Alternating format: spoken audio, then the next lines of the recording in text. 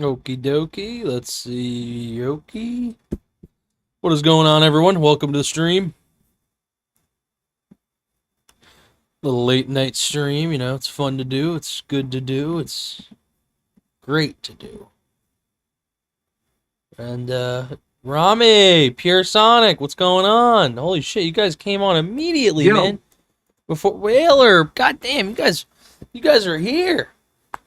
So this is a little bit of I don't do this segment as much as I used to, but I'm bringing it back tonight and trying to like semi-regularly.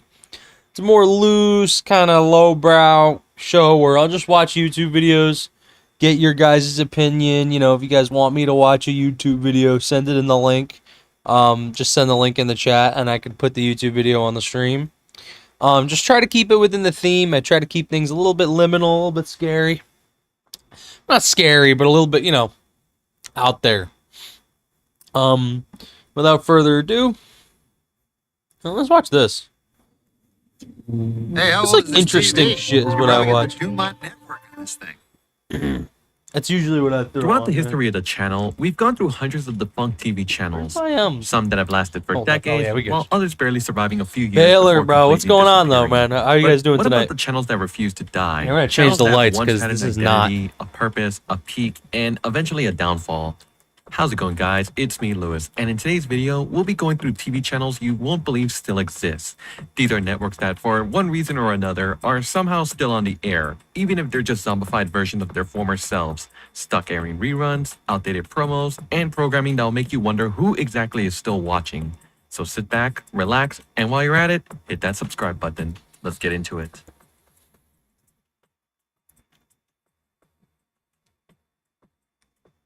The M1A1 Abrams main battle tank. If anybody has any anything to put on, I will. I'm gonna put on some like some different honest to God. Now, the History Channel doesn't need no introduction. Having been launched in 1995, the network was originally about historically accurate and scientific documentaries. But as the 2000s rolled along, it began shifting away from, well, the history part of its name and started... Yeah, like something scary, man. I think I should be more specific. Okay, like, video essay.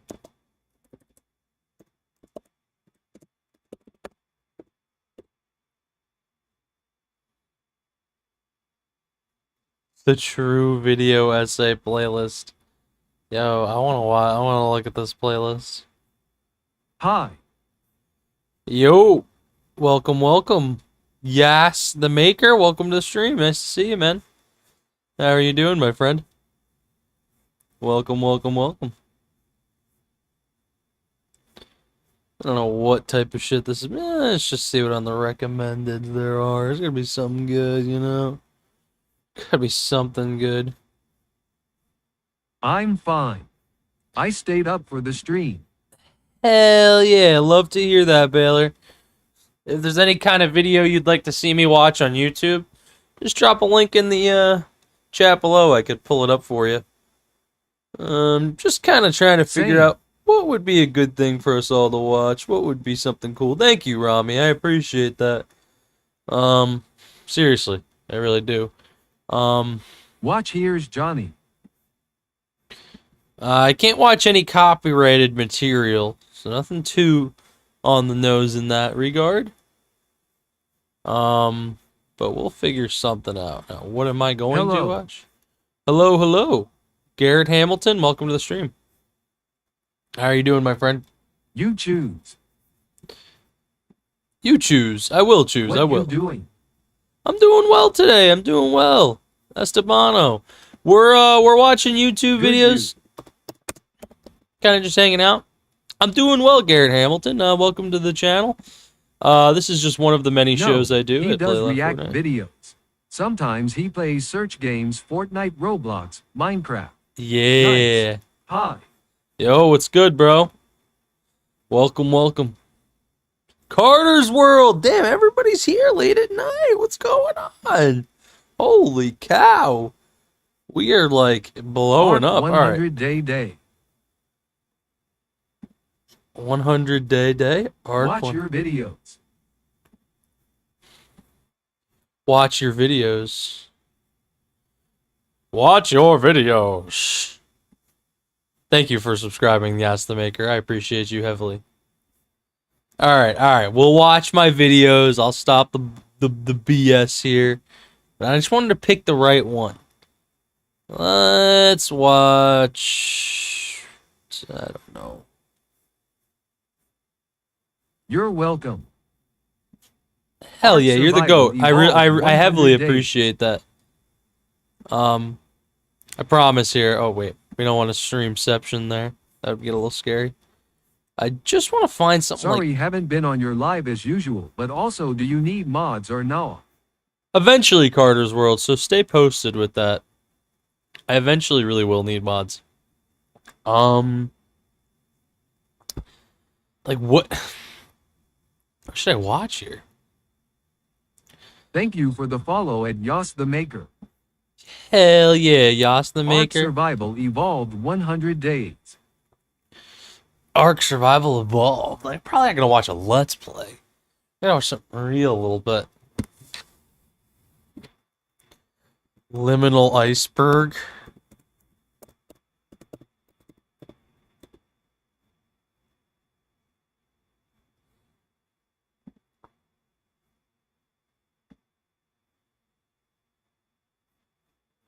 BRB. Ark Survival evolved 200 play. Castle Rat is good. Do you play games? Oh yeah, we play Minecraft, Fortnite, Yas the Maker. I have my own custom Minecraft server if you'd like to join that. Here, let me, you know what? I'll get that. I'll get all that linked up for you. Cuz we have an entire set of links that I could get you hooked up with here that could help you if you want to get linked into our stuff. Scary videos. BRB. All good, Carter's World. WSG, I'm back. Yo, what's up, Gage? Buy Good me to a see you. coffee at https://buymeacoffee.com/ogdomtheaterage or join our Disoker. Buy me a coffee at https://buymeacoffee.com/ogdomtheaterage or join our dice. Do I play Roblox? Yes, I do. You probably already have. Oh, y'all access to watching surprises, scary stuff. But today I will Scary give you many more. videos. Like Yeah, we are. Yes, we are. Apocalypse Iceberg. Each entry will be assigned to one of three Okay, hold on. categories, which are nature, space, I'm gonna have to human cost. do something for you sci-fi. guys. Some scenarios on this list might happen in the future, while others Let me will remain find fiction something for for you. eternity. So don't expect that everyone on there has a real possibility of happening. That being said, please get comfy. Fix yourself a Oh knife, shit, maybe I even know a strong why this drink, ain't working. and let's explore the Hold on. Just 1 second. But yeah, you guys can send me. Feel free to send me anything you'd like. Yeah, don't hold back. It's all cool.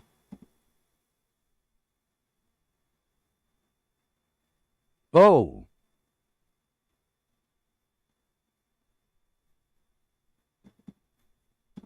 Alright, let me do sound here. Alright. Do you have Robix?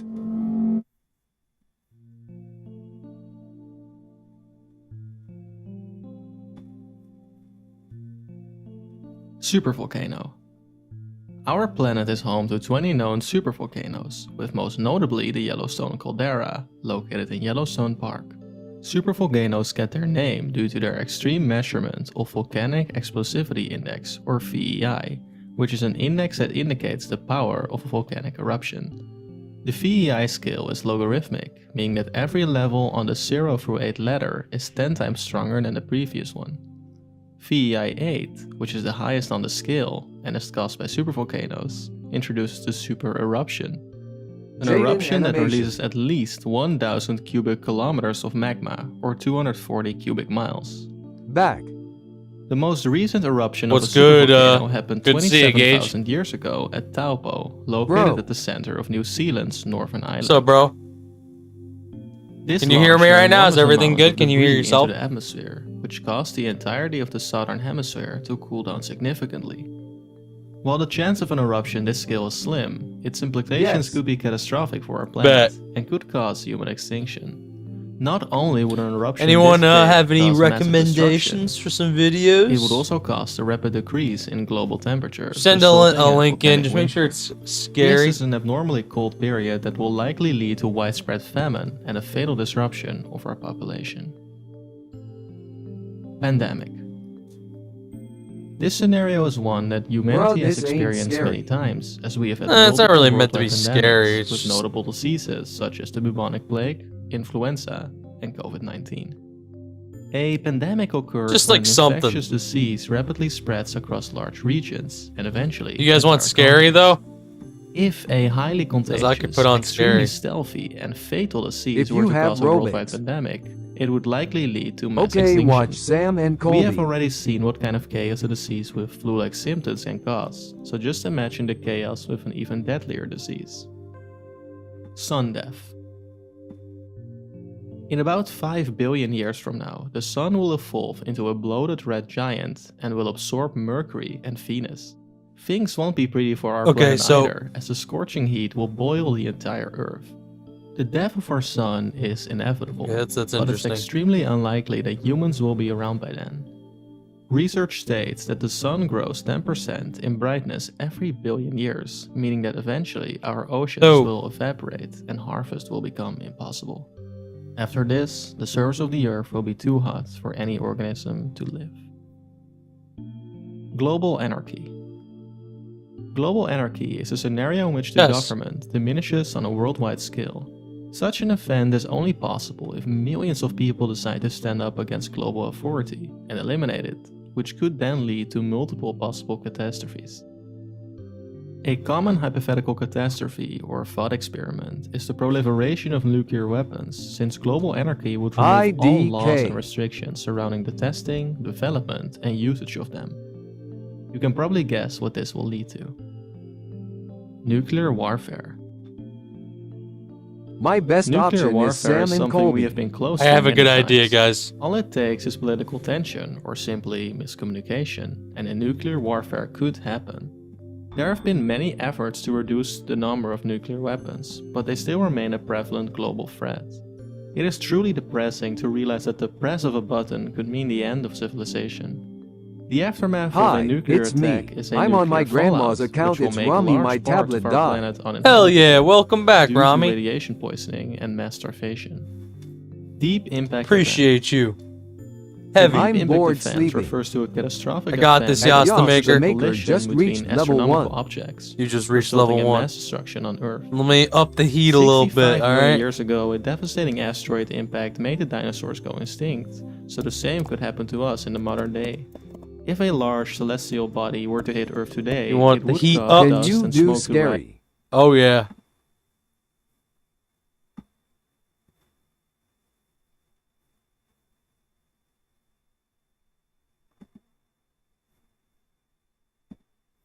This is scary. You guys asked for scary. This might be too scary.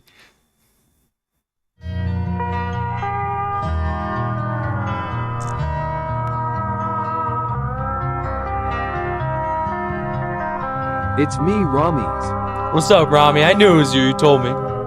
Welcome back.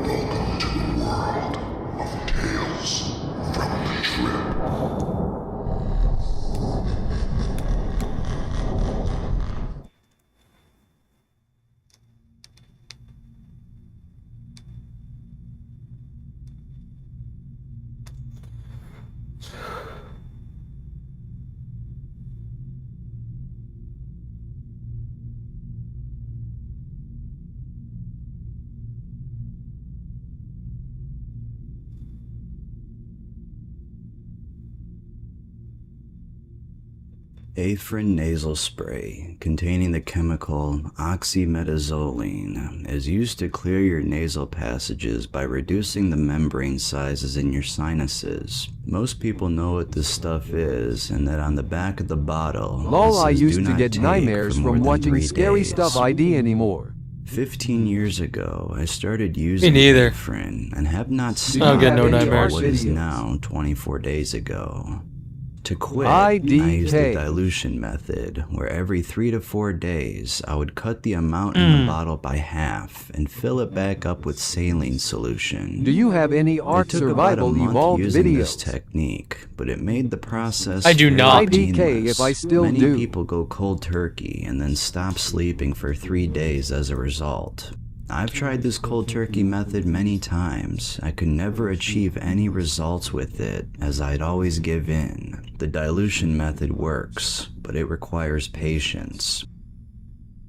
Now I can sleep at night without it, and it's honestly really nice I to want not to have watch to that worry you about did. carrying around Afrin with me What is everywhere this? I This go, seems like and a science panic if I experiment. forgot to bring my bottle. For all you Afrin addicts out Kinda. there, I'm sure you know the feeling. I have bottles stored all over my house and in my car, just to make sure I can always get my fix. My wife used to even carry a bottle in her purse for me in case No, this of isn't even emergency. scarier. Oh, Yeah, watch I something was else. addicted to it. I would use it 3 to 4 times a day, and often in the The middle. disturbing There's a world of category deliriance. substances out there that go beyond trippy visuals or psychedelic What's scary about experiences. this? They don't show you new perspective. They're You should places play that one you day. forget who you are, where you are. WSP. What's going on, sometimes Rakai? You lose all sense of reality itself, forever. These are called deliriums. You wanna hear some Substances scary? that pull you into Yes, a I do. waking nightmare, where nothing is as it seems. You won't see colorful patterns. I or promise, meet I the will find universe. the scary. Instead, you'll argue with people who aren't there. Feel unseen The eyes. I alternate- need Robix. Alternate history. The imagining of how history might have gone down an I see alternate you. path if certain events in the past had changed. In fiction, alternate history has been used to create unique and strange worlds that are unfamiliar to us. Throughout the history of science fiction, there's been so many alternate history timelines imagined by different authors and creators. And what better way to talk Want about to see all of something that scary? in a general fashion than an Sure. I iceberg mean, I video? do on stream. It's okay, regular community. It'll be fine. Blame Trey the Explainer Yas, for go this. buy He some. created an iceberg video about archaeology. Alright, and I alright, thought, alright. man, that You seems should really play fun. Ark I came Survival across Evolved this one list, day. which is a collection want of to hear different something alternate scary. timelines and worlds that have been imagined Alright, throughout alright, novels, alright. film, You're right. I and gotta the think of depths something the internet. scary I want to here. talk about them all. We'll just and do what chilling makes scares. each of Chilling these scares is pieces good. of alternate history fiction Everyone wants special. scares. If you don't know what an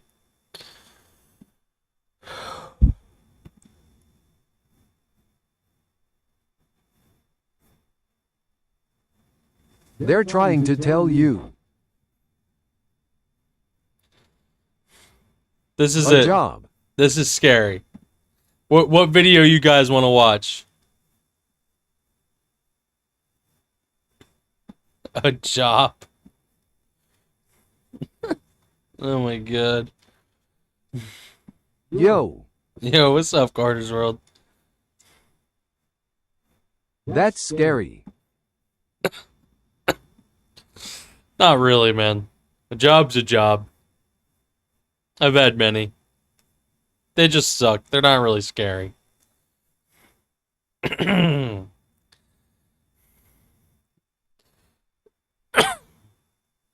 Hmm. 25 scary videos that will keep you awake tonight is a scary video. I'm being funny. Well, it is kind of scary. In a sense, like, your perspective, I could see it like that. But it's just work, you know? I meant a job application. I mean, not really if you want a job. If you don't, it would be terrifying.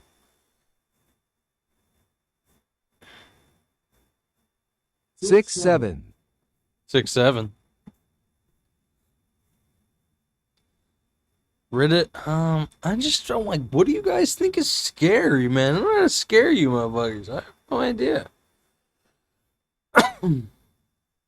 Yo, Cirque 25 scary videos that will keep you awake tonight.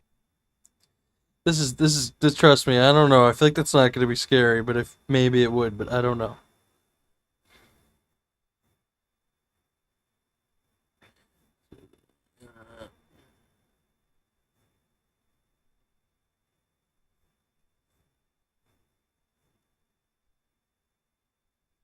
No disrespect, but shut up, we're in 2026, get a life.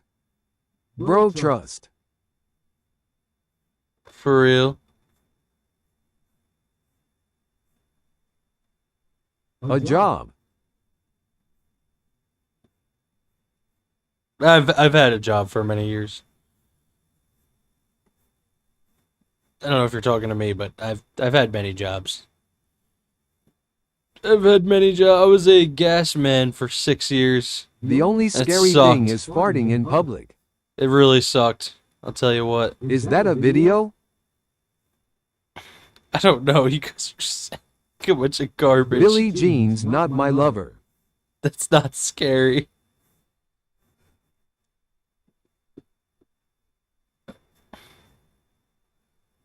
Only reason I don't want to put this on is because I think I already watched it. That's the only reason I don't want to like just click to the, even though it's probably a great video. That's a song. I know it's a song. It's Michael Jackson.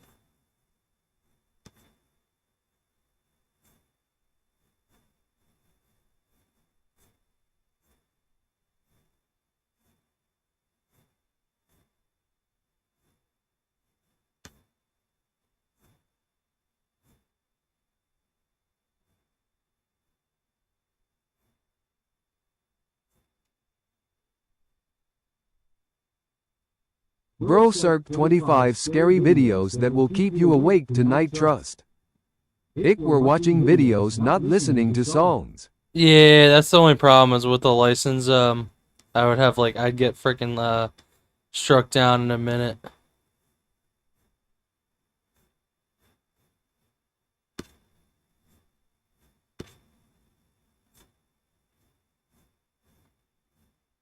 That's the only problem with it.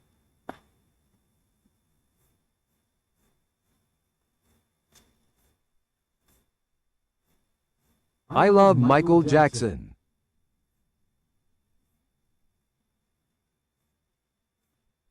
Hee hee.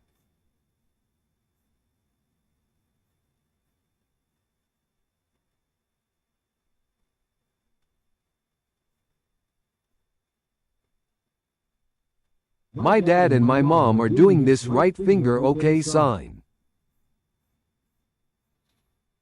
That's exquisite, Rakai.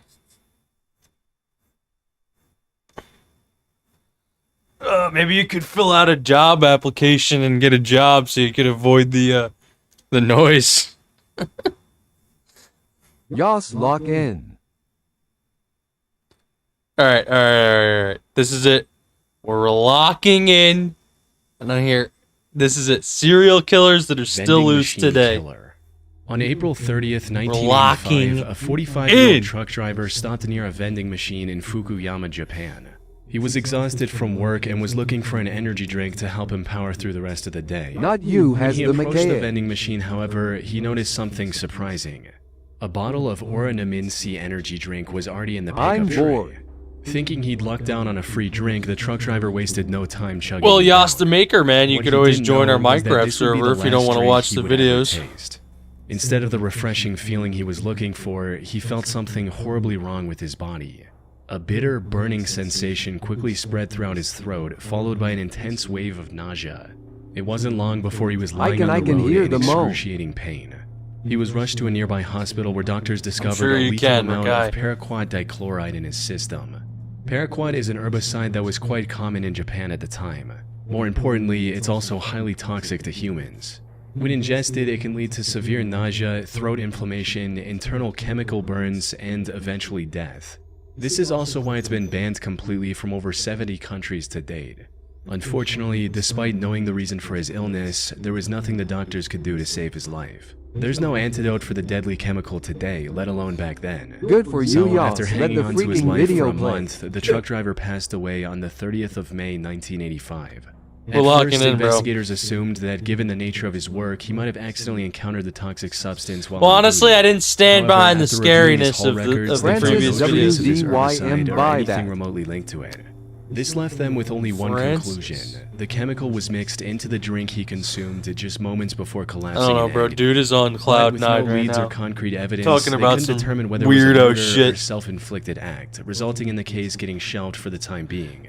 Parents, While this might I don't sound even absurd know, to man. I them, didn't you even have to copy what understand he that was saying. paraquat But was readily available scroll in up, the you country at could the time. definitely You see didn't need any the prescription jargon or he was spitting. identification to purchase the chemical, leading to over 1,400 people using it as the poison of their choice in 1984. I doubt that's alone. real, though. In other words, the possibility I of it don't being believe it. self-inflicted was just as high. However, just as the investigators were about to give up on this case completely, they received tragic news. Another person had fallen victim to the same poison after consuming Oranaminsi on the 5th of September. Then another 6 days later, and one more 2 weeks after that. By this point, it was clear that someone was deliberately poisoning vending machine drinks across Japan. This was the work of a deranged serial No, killer. IJC is Unfortunately, message. this I supposed can killer hear the was also moans, extremely like bro thorough. WTH. He didn't leave any fingerprints No or way, DNA evidence on Rakai the tried drinks he sending tampered with, something. and I only wanna targeted see vending if machines it's with cool. no CCTV cameras nearby. As yeah, for why his no, victims I'm gonna willingly read that. drank the unknowingly poisoned drinks he left behind, that had to do with the buy one get one free This is the promotion sleepy chat Oranaminsi was running around the time to entice younger consumers. Yo, However, since Gage, some bro, people we're only gonna wanted the one change drink, your they often voice, left bro. the second free drink near the vending machine as a gift for the next person.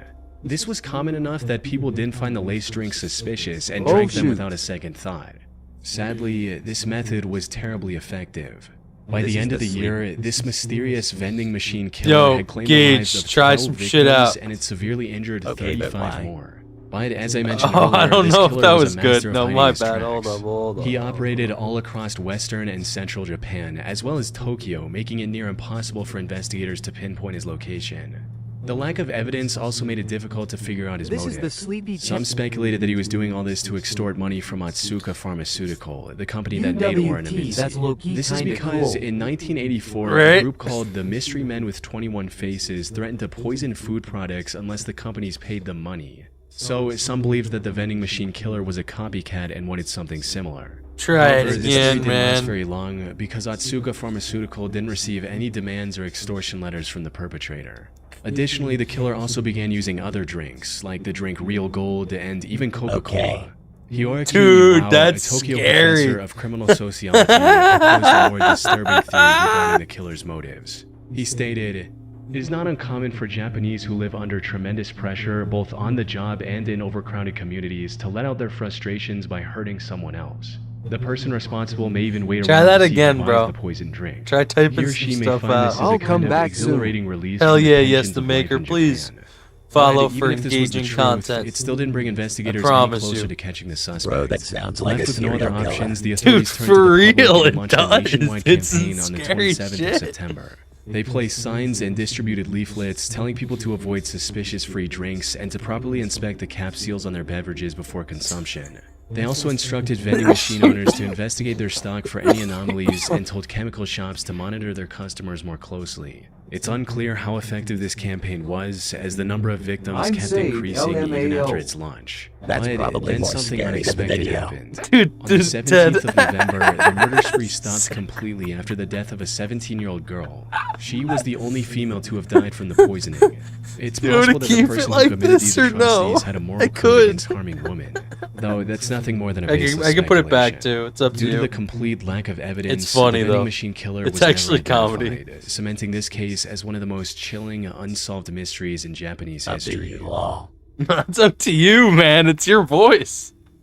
Little Rock serial He's stabber. Batman. On He's April 11, Batman. 2021, the Little Rock Police Department received a distress call from South Pulaski Street regarding a potential Dude, it's actually homicide. fire. It's up to When they you, arrived at seriously. the If you don't want scene, it, I'll they change found it a back. middle-aged It's no woman big lying deal. on the street with stab wounds It's all over kind her of body. funny. This Because everyone will be woman like, turned out to whoa, be why are you 41-year-old like Deborah this? Walker. She was homeless at the time and was living on the streets when this incident happened.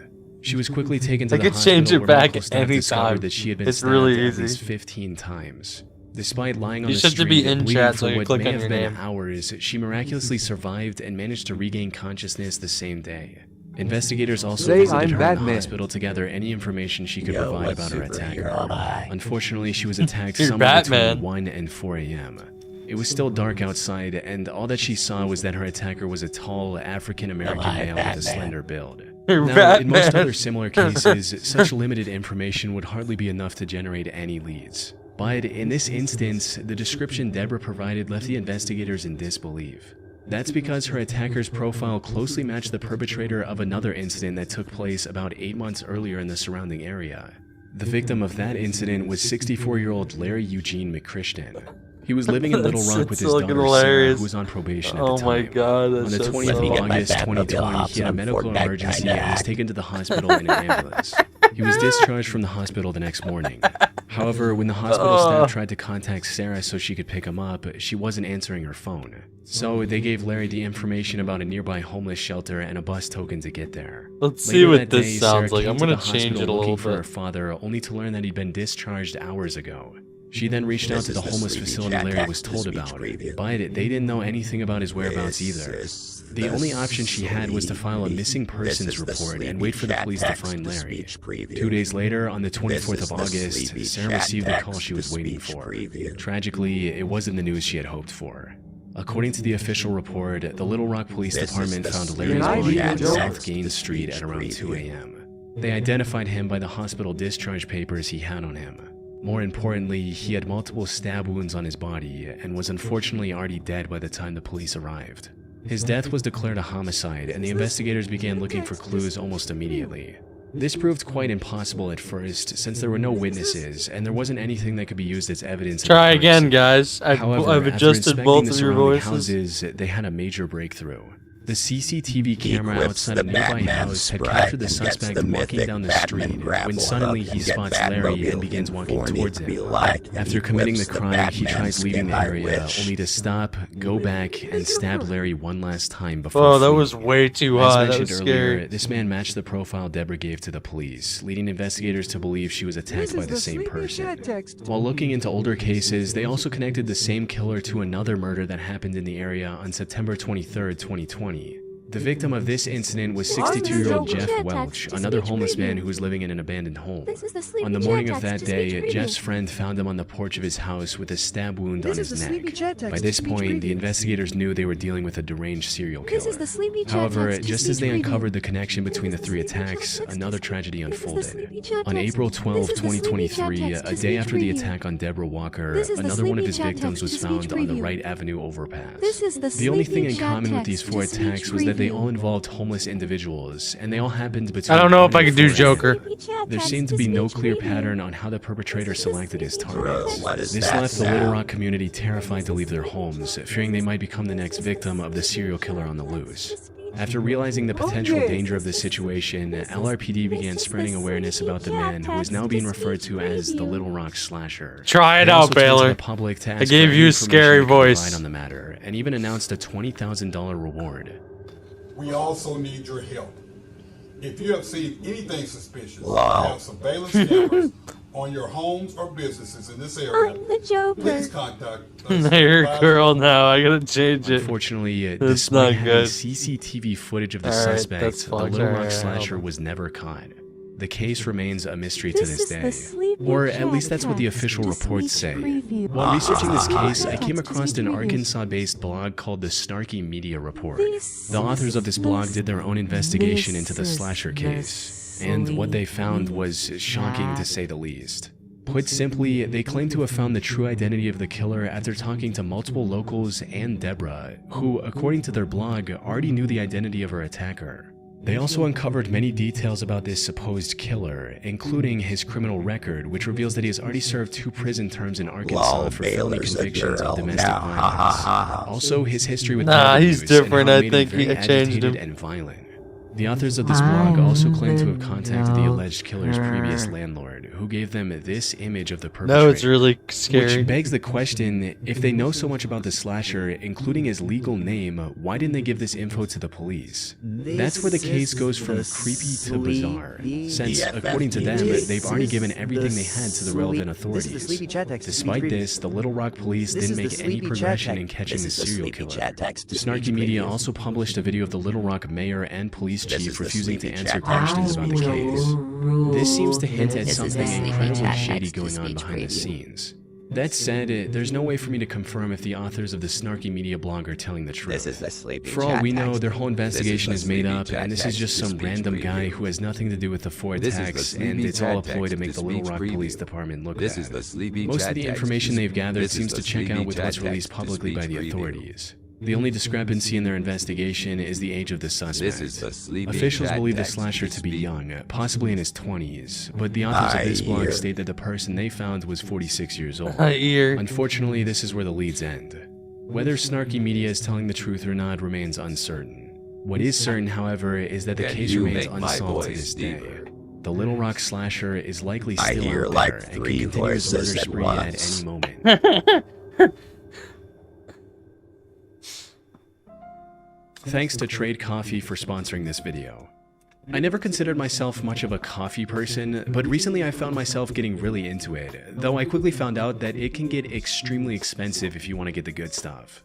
I'm talking like somewhere around $8 for a single You cup will of never coffee at my catch local me. shop. I decided to get my own equipment at home, but I still had to buy the actual coffee itself, which sent me down a Voice is rabbit hole pretty of trying to cool find now, the most Baylor. quality coffee for an actual fair price. Although, honestly, I didn't even know where to look for this. That's where Trade really helped. They offer a subscription-based, personalized coffee experience that matched me with coffee that best suited my specific preferences. It was super easy to get matched with something I would actually like without much prior coffee know-how. I just made this one I got called Foundation, which was really good.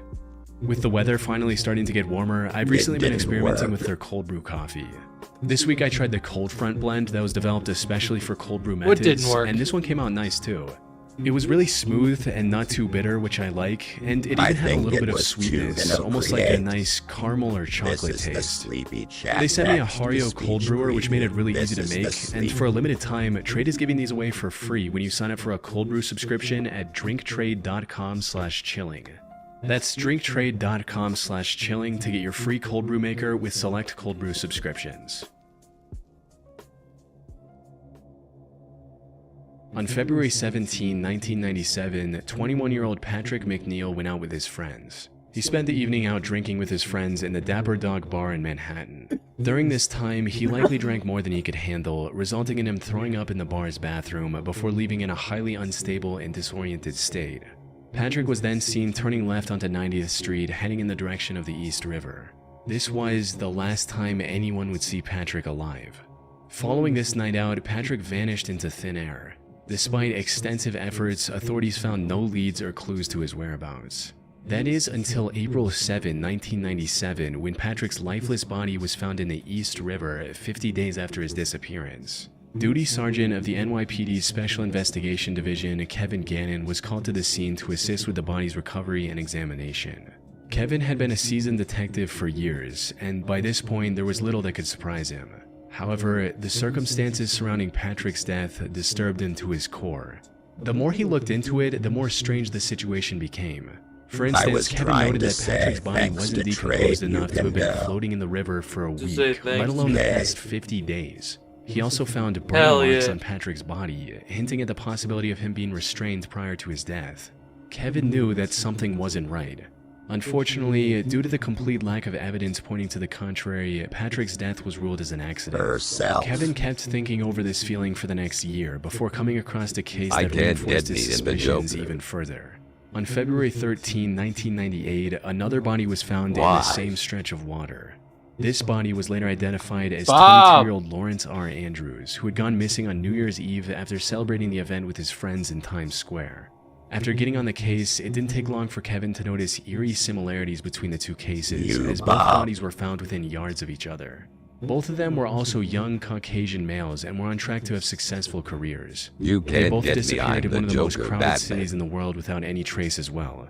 Most importantly, Kevin also found similar oddities in both cases, where the bodies were a lot less decomposed than they should have been, and there were burn marks indicating possible restraints before their death. Lawrence's case prompted Kevin to look for other similar cases across the U.S. He enlisted the help of fellow detective Anthony Duarte and a criminal justice professor Dr. Lee Gilbertson. Together, they began investigating these cases, and soon a chilling pattern began to emerge. In total, they found 45 different instances of young men dying under shockingly similar circumstances as Patrick and Lawrence. Most of them went out for a night of drinking, became more intoxicated than usual, disappeared shortly after, and were later found dead in some body of water. Almost all of them were also Caucasian and on track to have a high-paying career like engineering after college. Most disturbingly, however, they also found graffiti of smiley faces near the bodies of at least a dozen different victims. This led to the three investigators creating the smiley face murder theory. According to this theory, these 45 and possibly many other deaths from the 1990s to 2010s weren't accidents in the slightest. No, we're about to watch something else. Instead, they were murders committed by a single deranged person or an organized group of serial killers. This is the only logical explanation they could find to justify the many oddities and similarities in these incidents. Random stuff. That said, while this theory makes complete sense to some people, others aren't convinced one bit. Criminal profiler Pat Brown, for instance, called this theory ludicrous. She believes that the idea of connecting smiley faces, one of the most common graffiti symbols, with murders is just absurd, stating, "It's not an unusual symbol. If you look in any area 5 miles square, I bet you could find a smiley face." The FBI also completely denied this theory in a statement, reading, "The FBI has reviewed the information about the victims provided by 2 retired police detectives who have dubbed these incidents the smiley face murders and interviewed an individual who provided information." Why are you streaming so late? To date, we have not developed any evidence to support links between these tragic deaths or any evidence substantiating the theory that these deaths are the work of a serial killer or killers. The vast majority of these instances appear to be alcohol-related drownings. However, despite these setbacks, the 3 men have stuck with their theory. They're still working on finding evidence to back their observations. Nice. That said, if their hunch is correct, it would mean one of the most wicked serial killers in American history is still at large today. I-70 killer. Robin Fuldauer was a 26-year-old Indiana University graduate who was working at an Indianapolis Payless shoe store near I-70 in 1992. The 8th of April was supposed to be her day off. However, just as she was getting ready to relax at home, the employee who was supposed to man the counter called in sick. Left with no other options, her manager called Robin and told her to cover the shift instead. Robin wasn't very happy about this emergency shift change, but she reluctantly agreed, arriving at the store at 10 a.m. and starting her shift as usual. Unfortunately, her day was about to get a whole lot worse. Everything seemed normal until 2 p.m. when the manager called the store for a routine check. To her surprise, Robin wasn't picking up the phone. She kept trying for a few minutes before giving up and calling the Speedway gas station neighboring the shoe store. One of the gas station employees, a friend of Robin's, went to the Payless store to see if she was doing okay. However, what she found inside left her confused. The store was in slight disarray and some of the shoes were missing from the shelves. The cash register was also open and there was no money in it. Most concerning of all, there were no signs of Robin anywhere. We're not really watching funny stuff. We're kind of watching like scary stuff. When she didn't hear anything from Robin after minutes of standing in the store, she became worried and called the police at around 2:20 p.m. The cops arrived within minutes and began searching the store for clues on Robin's whereabouts. And it wasn't long before they made a devastating discovery. They found Robin lying in the store's back office, covered in blood. It was already too late. During questioning, an employee from the store across the street claimed to have seen a strange man loitering around the shoe store a couple hours earlier. According to this employee, the man sat on the curb for about a half hour, rifling through his bag and staring at the Payless store. They then saw the same man a few minutes later trying to hitch a ride back to Interstate 465, which was about a quarter mile from the store's location. Unfortunately, they were too far away to get a good look at the man's face. Given the money stolen from the register, and without any other leads, investigators filed this as nothing more than a robbery gone wrong. However, they couldn't have been more wrong. Because just 3 days later, something similarly tragic happened to 23-year-old Patricia Smith and 32-year-old Patricia Makers. The two were working at a bridal shop in Wichita along I-70. The incident happened a little past their usual closing time as they were waiting for a customer who had a pickup. When they saw a man approaching the store, they assumed that it was the customer. However, this man drew a gun on the two after entering the store, took them to the back, and executed both with shots to the back of their heads. As the killer was leaving the store, he crossed paths with the actual customer the girls were waiting for. Without hesitation, he aimed his gun at the man and ordered him to head to the back of the store. But the customer defied his command and ran, narrowly escaping with his life. He later helped the police draw a sketch of the killer. Unfortunately, the sketch didn't provide much of a breakthrough. By this point, the authorities were certain they were dealing with a serial killer, but despite their efforts, the killer's spree continued. By May 7th, he had taken 3 more victims in small, low-traffic stores along the I-70 highway. By the time investigators managed to compile a few more sketches, the I-70 killer stopped his quest and went into hiding. That is, until 1993, when he claimed 3 more victims along I-35 in Texas. He tried to hide his identity by changing his weapon, but the investigators were quick to notice the similarities. One of his victims, Vicky Webb, also managed to miraculously survive after getting shot in the neck. If he were ever caught, Vicky's testimony would have been crucial in bringing him to justice. Though the I-70 killer was never found, and the case went cold for nearly 3 decades. However, then, in 2021, investigators released CCTV footage of a murder that happened in 2001. The suspect in this footage looks strikingly similar to the I-70 killer's sketches, potentially giving authorities the lead they need to finally catch him. It's likely only a matter of time before he runs out of places to hide and is captured. But for now, he's still out there, kinda hard to get scary the case unresolved. I don't like we can only fake, hope you know? he doesn't take any more victims in the meantime. I guess this is more of just like a liminal, you know, like it's just a late night YouTube fun parole, you know. It's not. You said 2 more hours. You said 2 more hours. I'm gonna do it for 2 hours total, so that would mean I'm gonna do it for 1 hour and 14 more minutes, because we're going 46 minutes on right now. So for a total, we'll do 2 hours. Oh, okay. I'm sorry, gang. I'm sorry. I do feel bad. I'm the Batman's worst nightmare. I don't know, man. You gotta be careful with the Batman. The Batman's scary dude, you know, and he's just a scary person. I'm her worst nightmare. I'm your worst nightmare.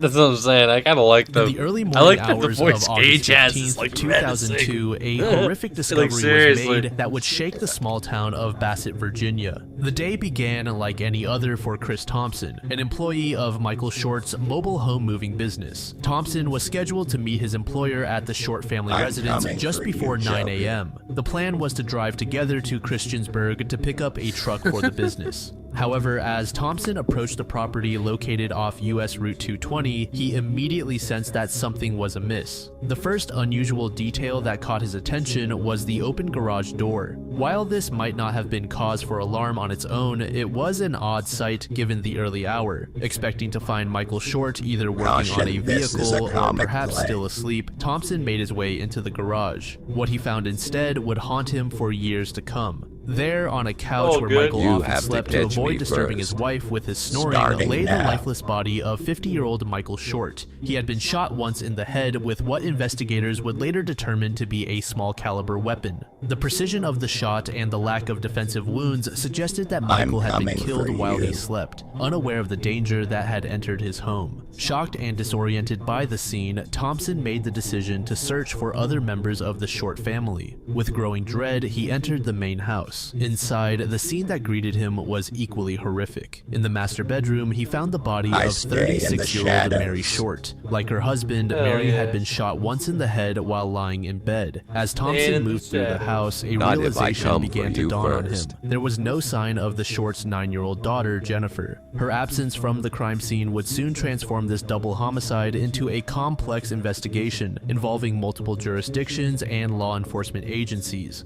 Upon discovering the bodies, Thompson contacted the Henry County Sheriff's Office. One of the most significant pieces of evidence found at the scene were 2 .22 caliber shell casings. Investigators discovered one casing near Michael's body in the garage and another next to Mary in the bedroom. This discovery not only confirmed the use of a small caliber weapon, but also supported the theory that both victims had been killed by the same perpetrator using the same firearm. The choice of a .22 caliber weapon was noteworthy as it's a relatively quiet firearm. This detail suggested that the killer may have been Donald's trying to minimize noise, possibly to avoid alerting neighbors or other family members. Perhaps one of the most chilling pieces of evidence was the discovery that the phone lines to the house had been cut. This deliberate act pointed to an unsettling level of premeditation. The killer had clearly planned their attack in advance, taking steps to prevent the victims from calling for help. The timeline of the crime became a crucial element of the investigation. Based on when Chris Thompson had last seen the family alive and when he discovered the bodies, authorities established that the attack on the Short family occurred sometime after midnight on August 14th. This window would prove challenging for investigators as they attempted to piece together the events of that fateful night. As investigators combed through the Short family home, they made another disturbing discovery. In Jennifer's bedroom, they noted several signs of disturbance. Her mattress had been moved about 2 inches from its usual position, her sheets were pulled back, and her pillow was found on the floor. These details painted a picture of Jennifer's likely abduction from her bed, adding a new layer of urgency to the investigation. Interestingly, despite the violent nature of the crime, there were no signs of forced entry into the home. This led investigators to consider the possibility that the Shorts may have known their attacker, or at least that the perpetrator had found a way to enter the home without arousing suspicion. Another puzzling aspect of the crime scene was the apparent lack of robbery as a motive. Investigators found approximately $600 in cash left untouched on the kitchen counter, along with blank checks belonging to the Shorts. The presence of these valuables ruled out theft as the primary motivation for the murders. As the investigation progressed, law enforcement expanded their search beyond the immediate crime scene. They scoured the surrounding farmland, groves, and woods, employing a wide array of resources including helicopters, search dogs, and four-wheel drive vehicles. However, their efforts to locate Jennifer or uncover additional evidence were hampered by intermittent rain in the days following the discovery of the bodies. The sheriff's office kept the Shorts' home closed off to their loved ones for more than 2 weeks, carefully scanning every inch of the property for potential clues. They collected an extensive amount of DNA evidence from the home, though officials have never specified the exact nature or quantity of this evidence. In official affidavits, it was revealed that approximately 66 items were removed from the home as evidence. Among the items collected were a 12-gauge Winchester shotgun and a box of 12-gauge shotgun shells. While these weren't believed to be the murder weapon, they were taken for thorough examination. A .22 caliber rifle and a partial box of .22 caliber ammunition were also collected, given their potential connection to the shell casings found at the scene. Investigators also seized a computer disk and unidentified documents contained in a briefcase. These items could potentially hold valuable information about the Short family's personal and business affairs, which might shed light on possible motives or suspects. One intriguing piece of evidence was a reported note found on the kitchen table. The contents of this note have remained a mystery, with authorities never publicly disclosing what, if anything, was written on it.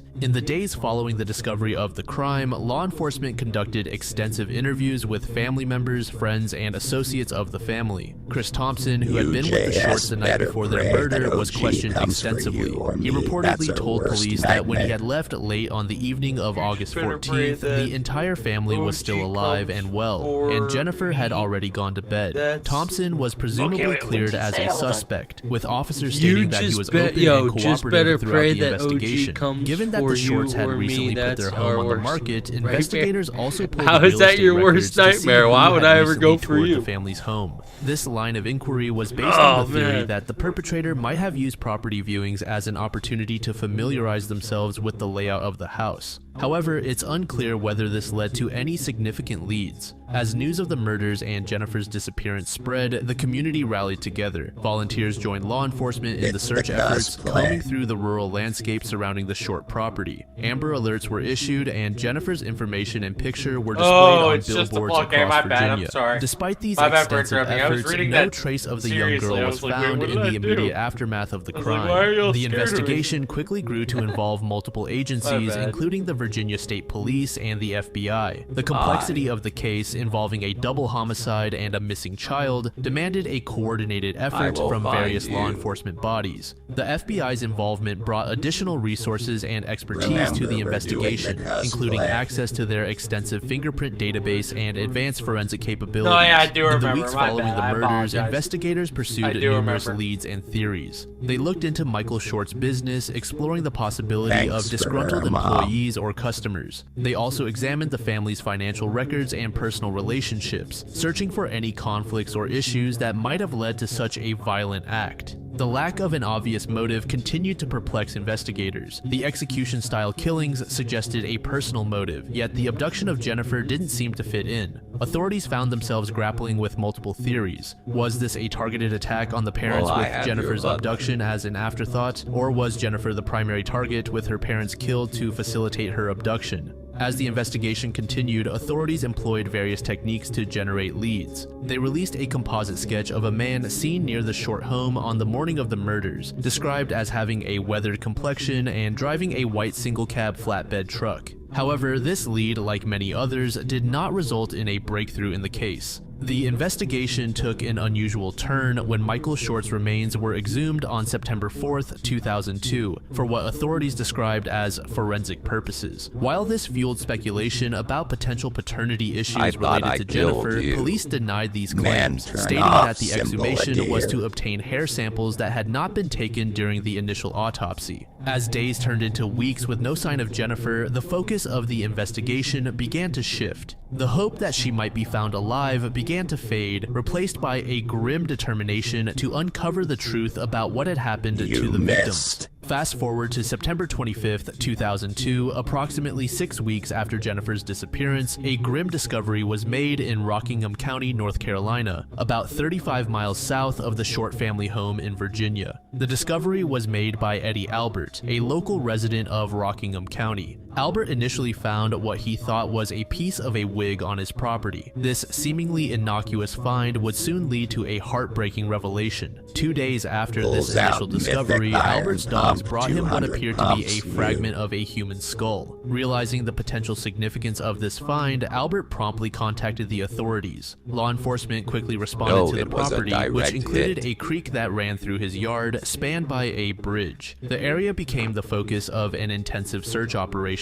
As investigators combed through the creek bed and the area under the nearby bridge, they began to uncover more human remains. The search of the creek and surrounding area yielded only about a quarter of a skeleton. The remains were scattered, suggesting that they had been there for some time and possibly moved by natural forces such as water currents or animal activity. Among the recovered remains were Jennifer's skull with a full head of hair, leg bones, part of her jaw, rib cage bones, and 16 teeth. The discovery of the remains was a shock to the Albert family and the local community. One statement mentioned that members of the family reported that they had found the child's teeth in their driveway. What they had initially believed to be their dog playing with a turtle shell turned out to be part of Jennifer's skull. Initially, there was some uncertainty about whether the remains belonged to Jennifer. The police initially told the media that they didn't believe the remains were Jennifer's because the hair didn't match hers. However, by early October, DNA testing conducted at a lab in Roanoke, Virginia, confirmed what many had feared. The remains did indeed belong to Jennifer Short. Further examination of the remains revealed that, like her parents, Jennifer also suffered a single gunshot to the head. In the wake of the discovery, law enforcement intensified their efforts to find the killer. They began to look more closely at the area where Jennifer's remains were found, hoping it might provide clues to the killer's identity or connections to the region. In October 2002, authorities named Garrison Bowman, a 60-year-old carpenter from Madison, North Carolina, as a material witness and later a potential suspect. Suspicion fell on Bowman due to several factors. He had last been seen in the area on August 15, 2002, the day after the Shorts were killed. Adding to the suspicion, Bowman had left a note in his mailbox stating that he had moved to Alaska, but deputies noted that he had asked for his mail to be forwarded to an address in Pennsylvania. Law enforcement seized 9 maps from his mobile home on September 28, 2002. One of these maps was marked to show the location of the Shorts' home, which intensified suspicion against him. Despite the circumstantial evidence, authorities were careful not to label Bowman as a definitive suspect. Sheriff Sam Page stated, "He has not been listed as a suspect, but we do need to talk to him. We know where he's at and we will be interviewing him at a later time." Bowman was eventually located in Canada and interviewed by authorities. He vehemently denied any involvement in the murders. In a 2004 interview with the News and Record of Greensboro, Bowman stated, "This will hang over me for the rest of my life unless they find the person who did it." He claimed he never met the Short family and would never have harmed them. He cooperated with the investigation, providing DNA samples and submitting to questioning. By 2007, authorities officially cleared him as a suspect. The focus on Bowman had consumed thousands of investigative hours, which some critics argue may have diverted resources from other potential leads.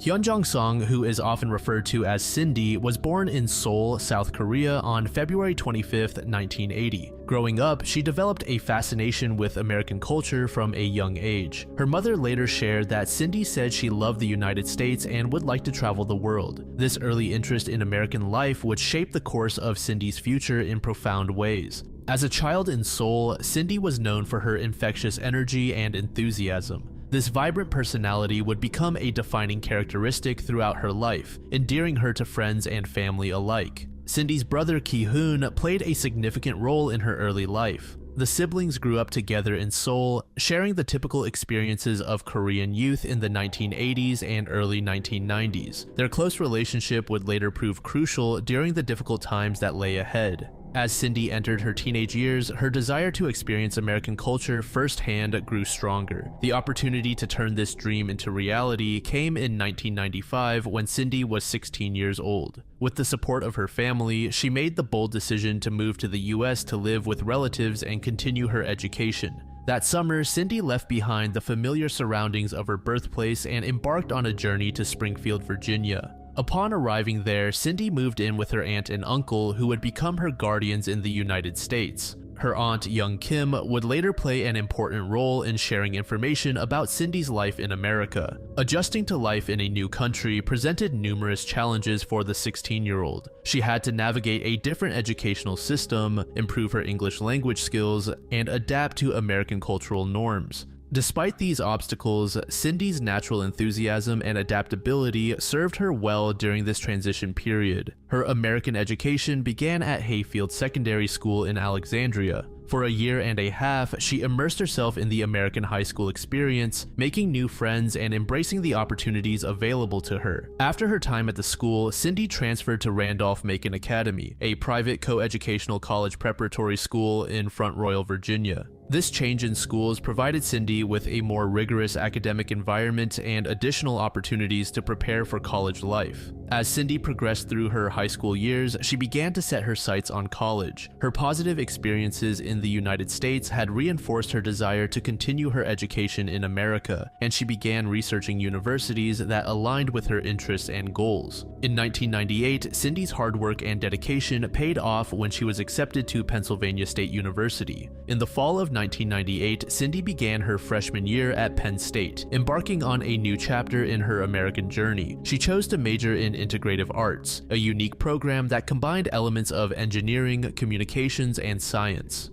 Academically, Cindy continued to excel at Penn State. She maintained solid grades throughout her college career, impressing her professors and peers alike. By the fall of 2001, Cindy had entered her senior year in college. She was on track to graduate in the spring of 2002, with plans to pursue a career in graphic design. Her future seemed bright, filled with the promise of success in her chosen field. Fast forward to Halloween night in 2001, Cindy decided to take a break from her studies and celebrate the holiday with friends. This decision would lead to a night of festivities that tragically became her last known appearance. Cindy, along with her friends Stacy Paik and Lisa Kim, planned to attend a costume party at Players Nightclub, a popular venue located on College Avenue in State College, Pennsylvania. The club, which has gone through several name changes over the years, was a staple of Penn State's nightlife scene. For her costume, Cindy chose to dress as a Playboy bunny, which consisted of a white tennis skirt, a pink t-shirt with a bunny logo, brown knee-high boots, and bunny ears. On the outside, she wore a red hooded parka. However, her friends were quick to point out that Cindy's interpretation of the costume was more cute than revealing. Throughout the night, Cindy was observed speaking with several young men. Among these interactions, she seemed to particularly hit it off with a pair of twins. These conversations were later noted by investigators, who would attempt to locate and interview these individuals as potential witnesses. The Halloween party at the club continued until 2 a.m. on November 1st when the club closed as per local regulations. At this point, Cindy and her friends left the venue, but their night was far from over. They made their way to a friend's apartment located in the Park Hill complex, approximately half a mile northeast of the club. At the apartment, the group engaged in more low-key activities. They spent about an hour playing video games and socializing. As the early morning hours progressed, the friends began to consider heading home. At around 3:30 a.m., Stacy offered to drive Cindy back to her apartment. Cindy lived at 349 Clinton Avenue, several miles west of where they had been spending the last hour. The drive from the Park Hill complex to Cindy's apartment likely took about 15 to 20 minutes given the distance and the time of night. At approximately 4 a.m. on November 1st, Stacy's car pulled up outside Cindy's apartment building. Detective Brian Sprinkle, who would later work on the case, told the Pittsburgh Post-Gazette that Stacy, quote, watched her go up to the apartment but not in the door before driving off. This detail would become a point of focus in the subsequent investigation. It left a small window of uncertainty about whether Cindy actually made it inside her apartment that night. As Stacy drove away, she had no reason to suspect that anything was amiss. From her perspective, she had just seen her friend safely home after a fun Halloween night out. Little did she know that this would be the last time anyone would see Cindy. In the hours and days that followed, the events of this Halloween night would be scrutinized and analyzed by investigators, friends, and family, all trying to understand what happened to Cindy after she was dropped off at her apartment. The investigation into the disappearance began on November 4th, when her friend Stacy reported her missing to the Ferguson Township Police Department. Geez? This report came after Cindy had failed to show up for classes and work on Thursday and Friday, which was highly unusual for her. Upon receiving the missing person report, the police department immediately launched an investigation. However, the initial response faced some challenges. As it was a weekend, the case was initially handled by patrol officers, with Detective Sprinkle.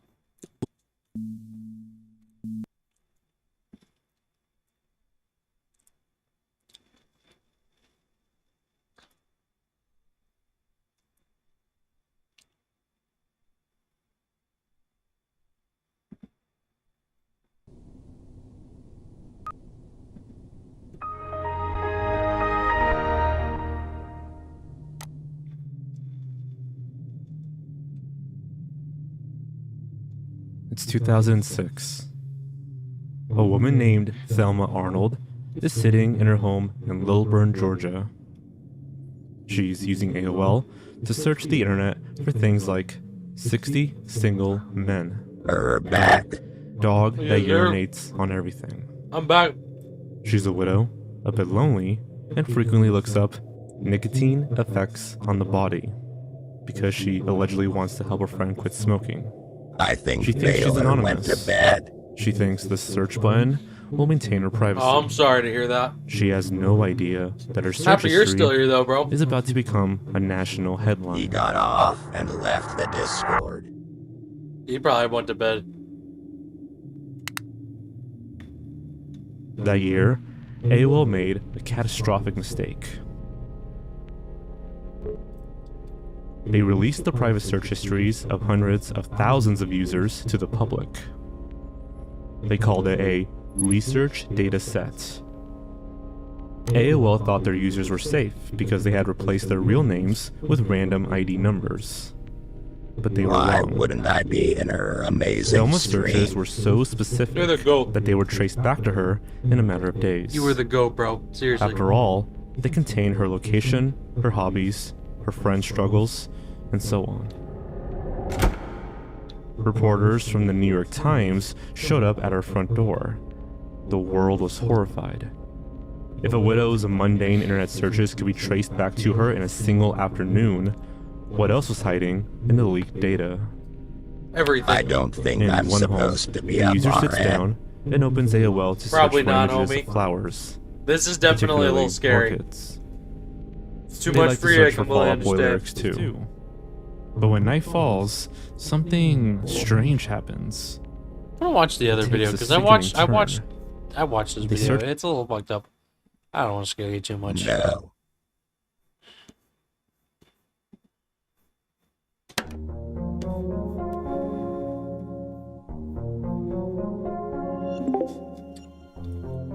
Prince of Because of Persia: the The mob Sands of Time VP. remake.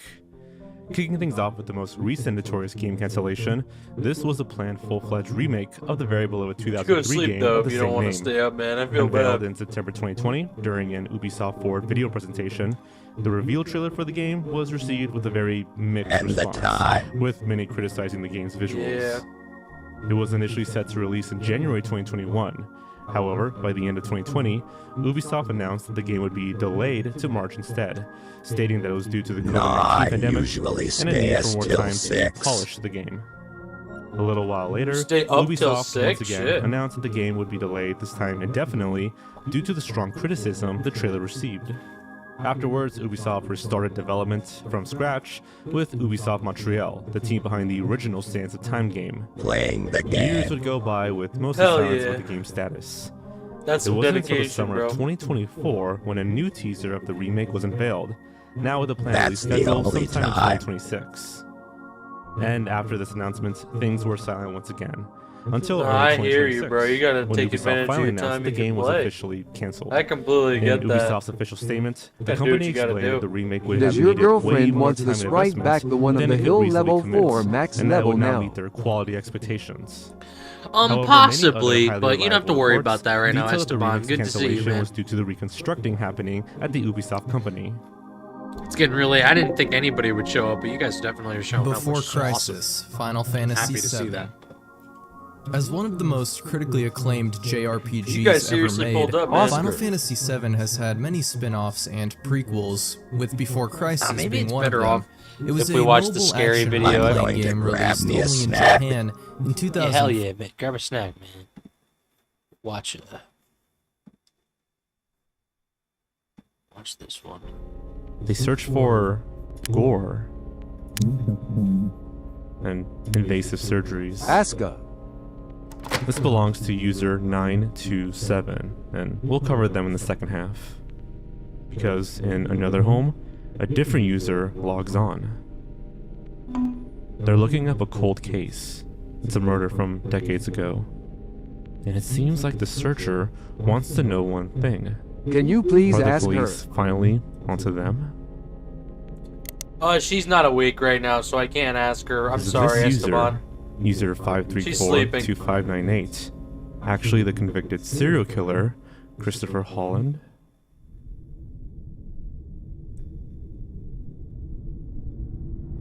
Tomorrow and tell me afterwards. Absolutely, bro. The first thing of note is an old Something Awful article in 2006, the very same year of the leak. It contains some of the funniest and most unsettling search queries in Me the and dump. you going to make a light Minecraft First live glance, stream. user 534-2598. Hell looks yeah, like you your should come average to the true crime Minecraft stream enthusiast. tomorrow. It's gonna I'm be cool. actually On March terrified 27th, of my 2006, they started searching for Sorry to hear unsolved that, bro. murders in San Jose. You shouldn't be. and Your house is probably old, really cool. cold cases in San Houses are Jose, safe California. usually, man. But as I I looked love closer my at house. the dates, something awful clicked. It's an old house, but it The works searches beautifully. went on. They were weirdly, terrifyingly specific, not just curious inquiries. Unsolved murders in San Jose. Tara Morawski found dead in car. Tara found dead in car. Unsolved mysteries, Tara. And then, some searches contained a very specific person. Edward Beaton questioned about the murder. Edward Beaton of Campbell. Campbell being a suburb in San Jose, by the way. A few days later, on March 31st.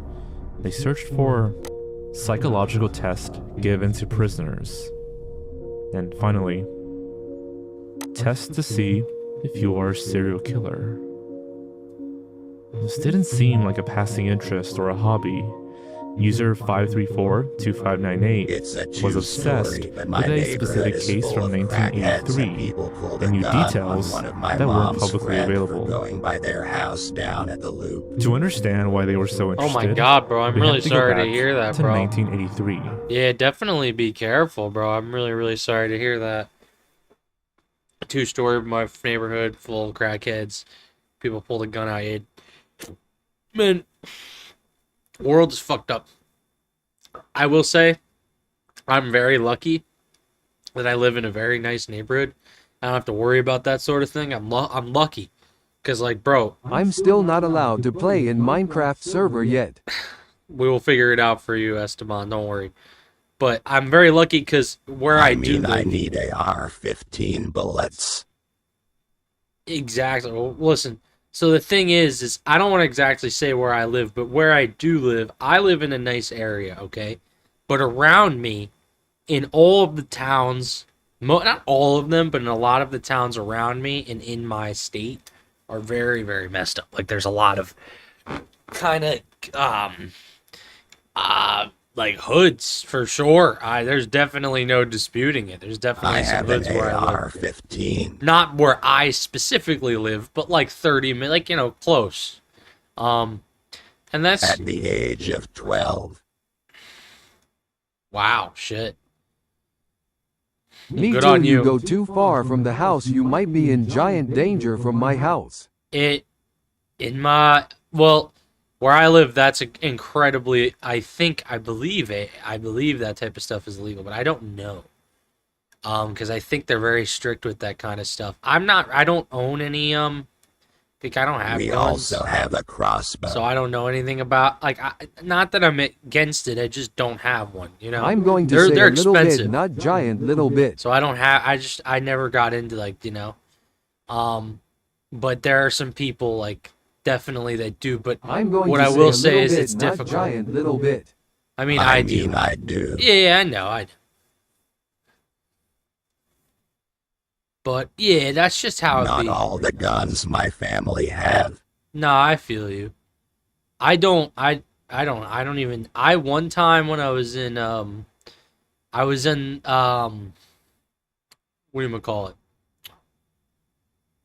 the mountains of PA. I can't think of the name of it. Not the pine. What is it? The mountains. Whatever the mountains in PA are called in Pennsylvania. And it was really nice. And they had like this thing where they like gave you a shotgun, and they threw a disc out, and you shot the shotgun at the disc to hit it. And I actually hit 1 out of the 5 of them. One thing I will say after shooting it is it was really scary. I did not anticipate it to feel the way it did.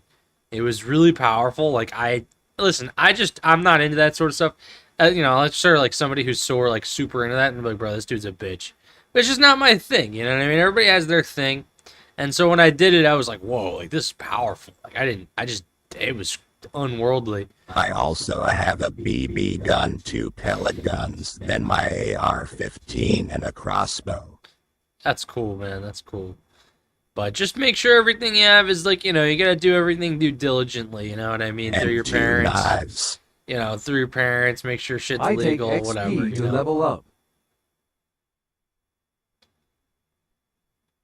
I take XP to level up. We all do. To a home in Campbell, California. This was the home of 17-year-old Cynthia Munoz. It was a full house. She lived there with her boyfriend, Jamie Lawson, his mother, and his siblings. They had a tight-knit friend group that always stayed there, which a man named Christopher Holland was a part of. According to Jamie, Holland wasn't just a neighbor, he was a friend. He partied with the family, he knew their schedules, and most importantly, he knew the layouts of the house. However, that same year, Christopher Holland claimed 2 known victims. He first killed Tara Morawski in March, Over though time, this and would every only be 10 fully minutes. confirmed as late as in 2022. Face blue wide nearly eyes. a whopping 40 Face years blue wide later. eyes. Sometime afterwards, he killed Cynthia Munoz. For 24 years, Holland was a free man. He lived in the shadows, embedded in the community of Campbell, right under the noses of the people he had traumatized. But in 2007, the police asked Christopher's brother, David Holland, for a DNA sample. In a move of incredible irony, that one DNA sample put both brothers in prison. It linked Christopher to the 1983 murder of Cynthia, with matching DNA found on a cigarette butt left in Cynthia's bedroom. And it linked David to a 2001 rape of an elderly woman. When the police finally went to arrest Christopher, just 1 year after the AOL searches, they found him hiding in a closet in a San Jose apartment. It wasn't the first time he had tried to hide, but it would be the last. They kept him in jail for years, and the case moved with a snail's pace. In 2011, while awaiting trial charged with the murder of Cynthia, investigators officially charged him with the second murder, Tara Morawski. The court then consolidated the 2 cases, meaning they were planned to be tried together, and by 2015, it finally happened, nearly 10 years after the arrest. During the trial, the prosecution called witnesses who had been silent about all this for nearly 30 years. Jamie, Cynthia's boyfriend, described the whole thing as a betrayal of a friend who had leached off his family. But the next witness, Janice Sullivan, helps us bridge the gap from Christopher to user 5342598. Can we watch funny now, Loki? This is getting bored. Think so? Janice had lived with Holland in the 90s. She told the court that Christopher was obsessed with the mechanics of capture. He told her that his greatest, most paralyzing fear was dying in prison, not just being caught. Which brings us back to the last 2 AOL searches. I meant I'm getting bored. Psychological test given to prisoners, and test to see if you are a serial killer. I get that. Nearly 10 years before his trial, user 5342598 was looking up the exact things Christopher Holland was terrified of. It seems he was deathly afraid of the police closing in, leading him to use AOL to see if the heat was still on. There's an elephant in the room though. Digging deeper into the logs, my theory hit a massive, confusing wall. User 5342598 wasn't just searching for cold cases. It seems like there was another person in the same house using the same computer. He hasn't paid on the house in 9 years and now wants half. I was conned into putting his name on the deed to the house. He moved out 9 years ago, now wants my house. I hid the real father of my adult child, and now I want to conceal it. Face turquoise drinking He coffee. stalked, Face controlled me turquoise drinking verbally, coffee. and physically Face abused turquoise me drinking my coffee. entire life. That was pretty Face cool. turquoise drinking My coffee. 14-year-old Face son is turquoise abusive to me. drinking. He acts like his father. He was verbally abusive to me, and now my children see him being abusive to the new girlfriend. This complicates I'm so sorry, things. I did not mean to do If that. this account No, that belonged was to cool. Christopher Holland, I like that. he was searching these things. Luckily, the trial testimony not know it gives would us do a that. clue. Holland had a long-term pattern of being supported or sheltered by women, whom he would also abuse. During his trial, 4 other women Yeah, I was came gonna say, that was forward wild. to Yo, testify Gage, against thank him, you so much for describing coming a by. history of sexual Have yourself a abuse good and night, man. Be strangulation, easy. which lines Or up Baylor, with my how both bad, Tara Baylor. and Cynthia were murdered as well. It's entirely plausible that Holland wasn't the only one using that computer. Perhaps one of the women he was victimizing was searching for a way to stop him. That was Baylor. That was cool. I've saved the most damning evidence for last. Good I night, mentioned Rita. that there was something weird about the dates earlier. The 2006 AOL data only caught a 3-month window. But user 534-2598's searches regarding Sarah Moraski, a girl found strangled in her car, take place spanning the exact dates of her disappearance and murder, March 28th through April 2nd. It was like some sort of sick and twisted anniversary. 23 years to the exact day after Tara was last seen alive, this user sat down to search Good night, online for Baylor. her. They remembered details that weren't easily accessible in 2006. And then there's Edward Beaton. On March 28th, the user searched Edward Beaton questioned about the murder. This is the nail in the coffin. If there was zero public information about an Edward Beaton being involved in the Moraski case, how did this AOL user know he was ever questioned? In high-profile cold cases, they are often associated to get questioned but never charged. If the searcher is Christopher Holland, his AOL search for Beaton suggests he was checking to see if a former suspect or a potential snitch How long are you had going to resurfaced. stay on? That Not too information much likely longer. only exists Probably in a about dusty 30 filing minutes cabinet longer. in a San Jose police station. But the coincidences are just too perfect. The dates, the names, I'm the exhausted. paralyzing fear of prison. Till end of stream. Is user 534-2598 Christopher Yes, Holland? sir. Perhaps he thought he was safe because 20 Bye. years had passed. But even a Easy, ghost Esteban. You have a good leaves night. a trail on the internet. And speaking of ghosts, let's move on. To user 927. Bye.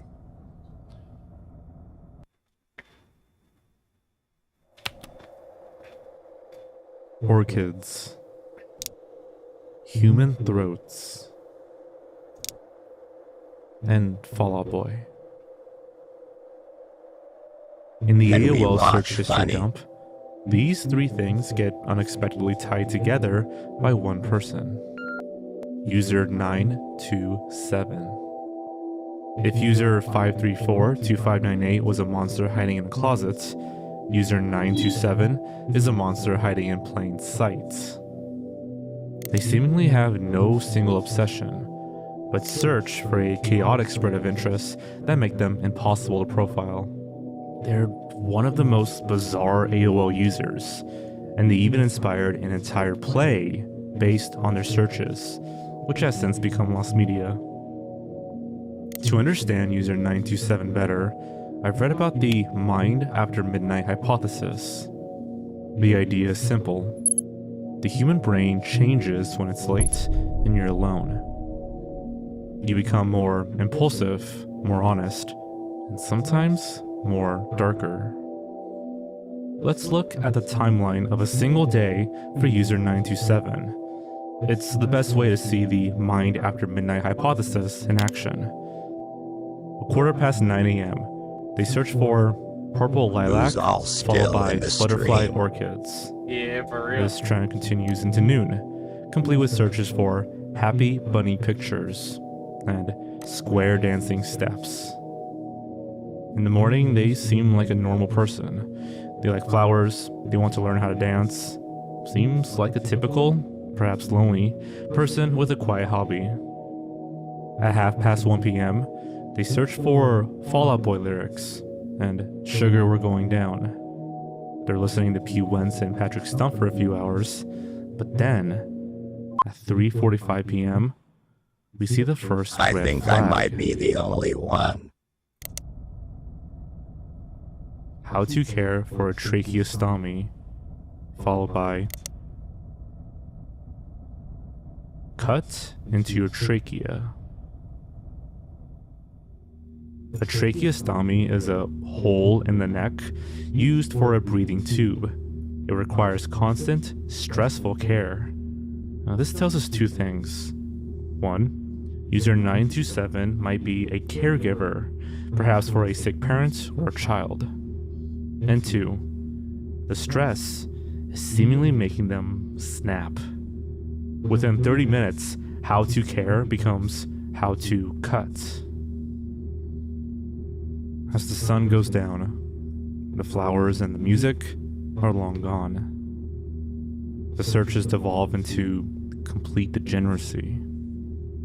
At 11 p.m., they search for Simpsons incest. At 11:45 p.m., bestiality. At 12:30 a.m., I think I the pee. pee fetish. You are, man. And finally, Only at 1:15 a.m., You are. mold on humans. Followed by heel time for broken legs. We've officially gone from lilacs and pop punk to issues you should probably consult a doctor for. There's a lot of clinical searches, and it makes you wonder if they're watching a person decay or something. If they're actually a caregiver, that's a terrifying thought. And then there's the broken legs. In the context of a person searching for how to cut into a trachea, a search about broken legs feels like a threat. Bro, I appreciate you, It's the bro. kind of thing you search You're for the when you genuine need to know goat. how long someone will be And you're a immobilized, seriously dope how long you follower. have before they can get up. Now, around the same time the leak occurred, an article by Paul Boutin for Slate Magazine was released. Now, he was one of the first journalists to dive into the raw data, and he noticed a pattern that he dubbed the Avenue Q theory. It seems to be based on the Mine After Midnight hypothesis. And the name comes from a Broadway musical where puppets sing about how the internet is mostly used for pornography. Boutin's theory was that most AOL users Yo, were Gage, you know what though? living a I think double I'll end it for us. life. By day, I'm tired. They were the people. I'm their sure neighbors you're knew. tired too. I will be back tomorrow and I will do a Minecraft stream and it will be fantastic. Everyone is welcome. I will do Fortnite streams. No, you are no take backs. Oh, hell yeah. You're the GOAT. Okay. But I'm going to go to bed. Yeah. I'm getting exhausted, so might as well. I appreciate you, Gage. Thank you so much for popping out. And everyone else that did pop out, I appreciate all of you. Yeah, check me out on YouTube, Kick, Twitch, TikTok, and OG Dom the Atari DJ. Fortnite with you. We will play Fortnite soon, Gage. I could promise you that. Maybe tomorrow. Maybe tomorrow. Hell yeah. Maybe after Minecraft we could do that. That would be fire. But also check out AtariVideoMusic.net. That might help you, though, with connecting to some of our other stuff. If you're not connected, Gage, or if you want to play the Minecraft server on your phone, you could use AtariVideoMusic.net on the Minecraft page. It's fire stuff, bro. But anyways, you sleep very well. You have a good day. Take care of yourself and have a good night's rest, man. Catch you guys tomorrow.